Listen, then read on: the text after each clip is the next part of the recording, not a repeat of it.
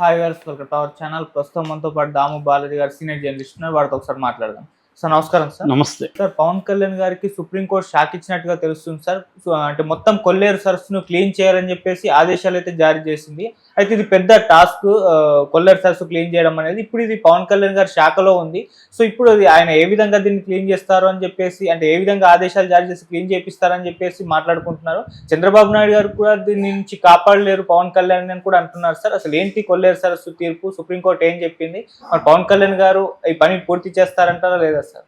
పవన్ కళ్యాణ్కి ఇప్పుడు ఒక పెద్ద తలనొప్పి వచ్చి పడింది. అదేంటంటే సుప్రీంకోర్టు సీరియస్గా కొల్లేరు సరస్సు ఆక్రమణల మీద స్పందించింది. 2006 డైరెక్టివ్స్ అంటారు. 2006లో అప్పుడు బెంచ్ ఇచ్చిన ఆదేశాలనే అమలు చేయమని ఇప్పుడు మళ్ళీ justice B R Gavai, Augustine George Masih and Vinod Chandran ముగ్గురుతో కూడిన ధర్మాసనం సీరియస్గా ఆదేశాలు జారీ చేసింది.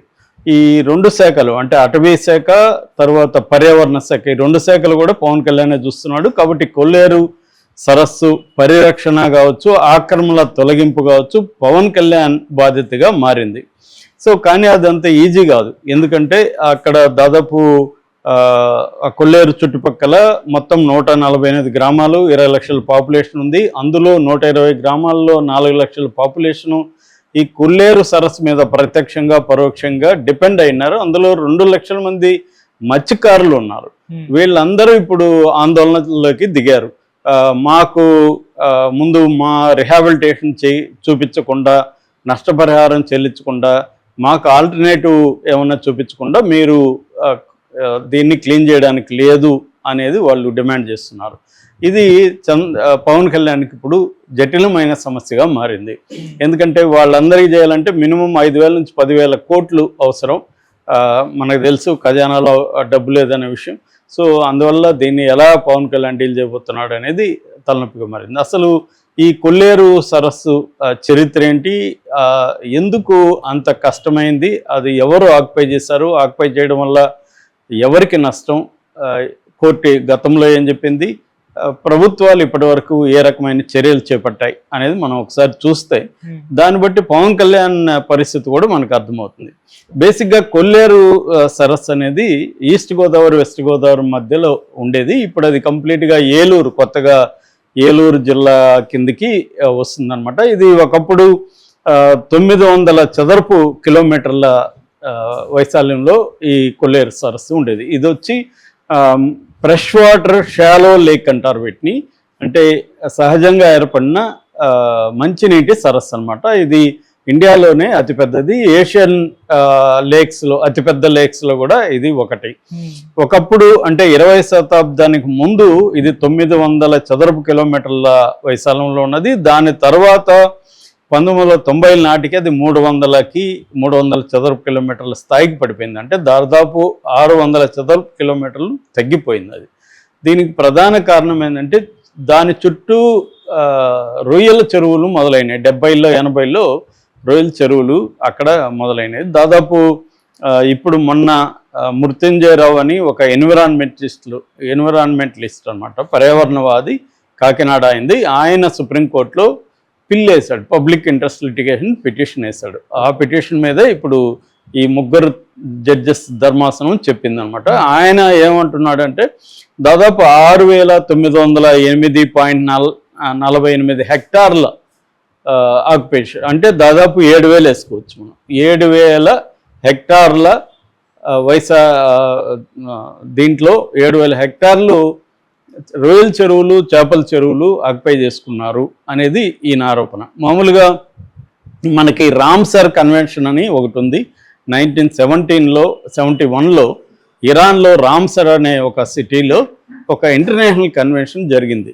ఈ కన్వెన్షన్ ప్రకారం ఏంటంటే ఇలాగ నేచురల్గా ఏర్పడిన చెరువులు కావచ్చు, ఇతర సైట్స్ కావచ్చు, వాటిని పరిరక్షించడం అనేది ప్రపంచవ్యాప్తంగా చేయాలి. ఎందుకంటే క్లైమేట్ చేంజ్ పెద్ద ఎత్తున అయిపోతుంది కాబట్టి వీటిని పరిరక్షించాలనేది కన్వెన్షన్ ఏర్పడింది. అందులో ఇండియా కూడా ఉంది.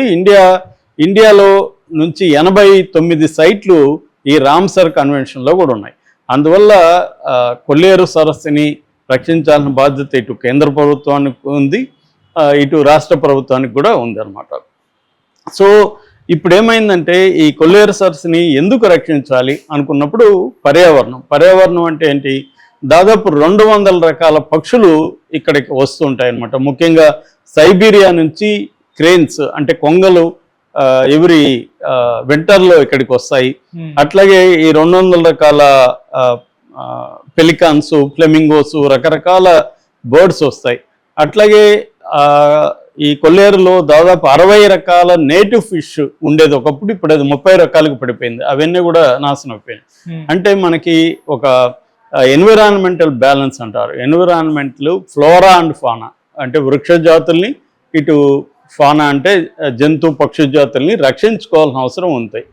That is number 1. నెంబర్ 2, వరదలకు కూడా ఈ ఆక్యుపేషన్స్ కారణమవుతుంది. ఫర్ ఎగ్జాంపుల్ బుడమేరు, మొన్న విజయవాడ వరదలకు ప్రధాన కారణం బుడమేరు ఈ కొల్లేరు సరస్సు కానీ క్లీన్గా ఉంటే దాంట్లోకి వెళ్ళకపోవడం వల్ల కూడా ఇటు నగరం మీదకి వచ్చింది.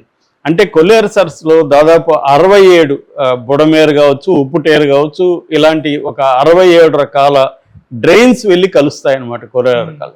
ఇప్పుడు అవి కలవడానికి అడ్డుగా ఉన్నాయి. చేపల చెరువులు చుట్టూ వచ్చేసి అడ్డుపడిపోతున్నాయి. అందువల్ల ఇవన్నీ అక్కడికి పోకపోవడం వల్ల కూడా సిటీల మీదకి వస్తుందన్నమాట.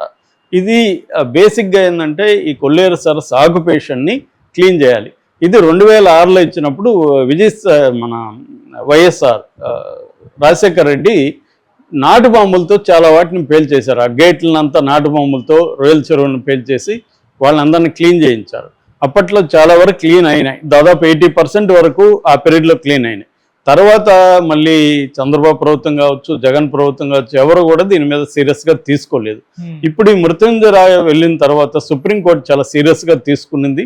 ముఖ్యంగా అప్పటి సిఎస్ నీరప్రసాద్కి కూడా కంటెంప్ట్ ఆఫ్ కోర్టు కింద, అంటే 2006లో సుప్రీంకోర్టు ఇచ్చిన డైరెక్టివ్ని మీరు ఎందుకు అమలు చేయలేదు, ఇది కంటెంప్ట్ ఆఫ్ కోర్టు కిందకు వస్తుందని కూడా చెప్పిందన్నమాట. ఎందుకంటే అక్కడ దాదాపు ఇప్పుడు ఈయన చెప్తున్నట్టుగా 7,000 హెక్టార్ల దీంట్లో కొన్ని వేల టన్నుల ఫిష్ తయారవుతుంది.